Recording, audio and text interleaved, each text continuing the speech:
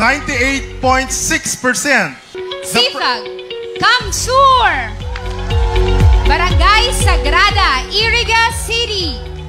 Liwat na nagtaon in onra sa syudad kan Iriga asin sa bilog na probinsya nin Camarines Sur ang Community Fire Auxiliary Group o CFAG kan Barangay Sagrada, Iriga City makalihis na manggana sa Regional Urban Fire Olympics na ginibo sa Capitol Complex sa Banwaan kan Pili, Camarines Sur kasuod ma. Digdi pigprobaran ang mga partisipante sa indang kakayahan asin kapasidad sa pagresponde asin pagparon nin kasulo kung sa inang ibabaw ang CFAG Iriga sa serye nin physically demanding at skill intensive challenges sa atubangan kan apat kaining karibal na kupunan na nagre-representar man sa mga probinsya kan Albay, Camarines Norte, Masbate asin Sorsogon. Segun, kay CFAG Iriga Team Leader asin Head Coach Divine Amoroso, disiplina asin pagtarabangan ang susi kan sa indang kapangganahan. Pinasalamatan man kaini ang espuersos kan CFAG asin ang mga nakipagtabangan sa Bureau of Fire Protection asin sa City Government kan Iriga City.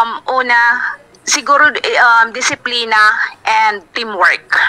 Gusto ko lang pong i-take itong opportunity po na ito para po pasalamatan lalo na una po ang ating City Mayor Honorable Rex Oliva sa suporta na ibinibigay sa Team CFAG, tsaka po sa ating Fire Marshal Sir John Genovela na very supportive talaga po siya lalo na sa aming team. Magigirumduman na nagpartisipar ang CFAG Iriga sa National Fire Olympics na ginibo sa Baguio City kan nakaaging taon kung sain sinda ang nakoronahan bilang overall champion sa CFAG category.